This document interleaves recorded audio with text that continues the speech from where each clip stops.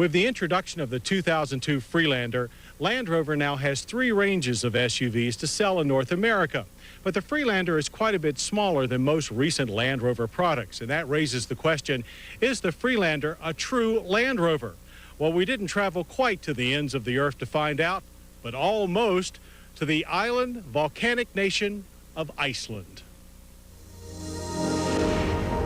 Located just south of the Arctic Circle, about halfway between New York and London, Iceland is a nation that to North Americans is almost as mysterious as it seems remote.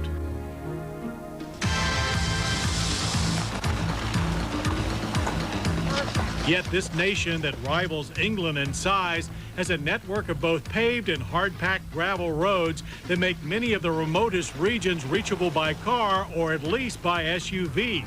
That's why Iceland was chosen by Land Rover to introduce its new Freelander to the American press. Iceland has a population of less than 300,000, with the vast majority situated in and around the cosmopolitan seaport city of Reykjavik. Over 3 days, we drove Freelander through some of the most remarkable terrain on the planet, experiencing just about every conceivable type of road. Arid valleys, volcanic peaks, rushing rivers, and huge glaciers make this a wonderful place to test sport utility vehicles. As a young island with numerous active volcanic areas, it was no surprise to find that barren lava rock not only makes up much of the scenery, but is the stone of choice for most rural roads. Both porous and sharp-edged, even when ground to a fine stone, lava rock can produce a challenging surface for normal street tires.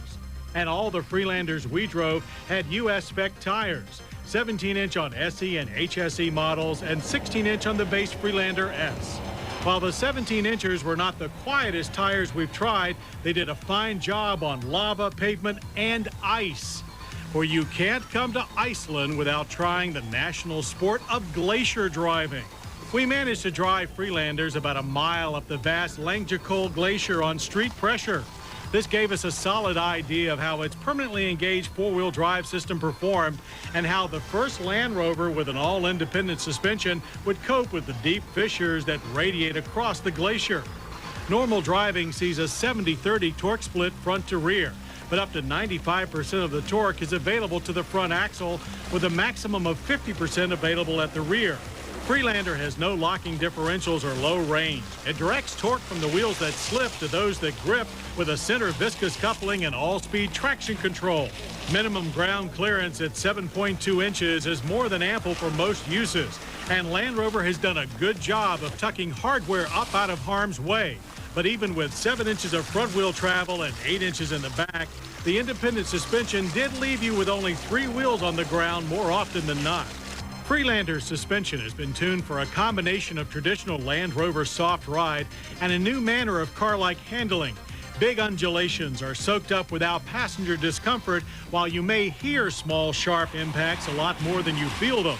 When the road gets really rough, there is some steering wheel kickback, but otherwise the Freelander changes directions promptly with an easy-to-correct nature even when the rear slides out around a lava-coated turn.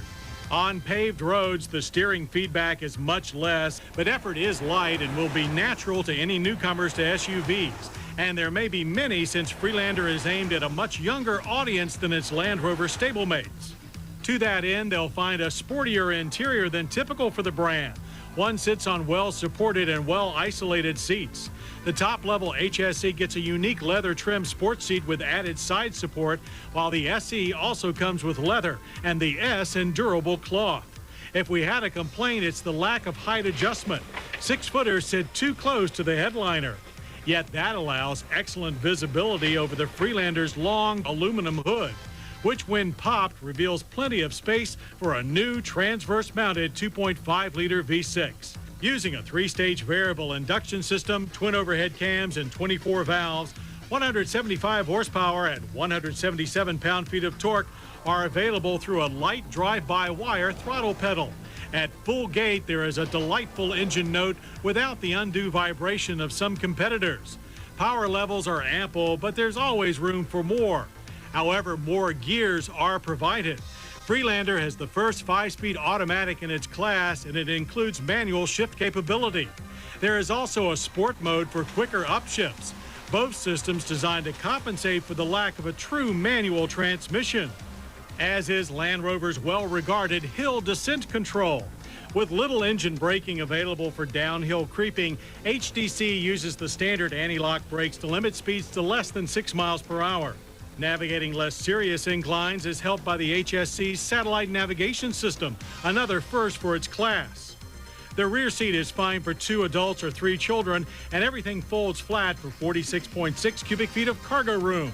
While the rear door with the outside spare tire is not our favorite, at least the window lowers for loading small items. Now, Land Rover is a premium brand, and that usually means a big price, but not in the case of the Freelander. Stickers begin at a modest $25,600 for the S, or about what other loaded small SUVs go for.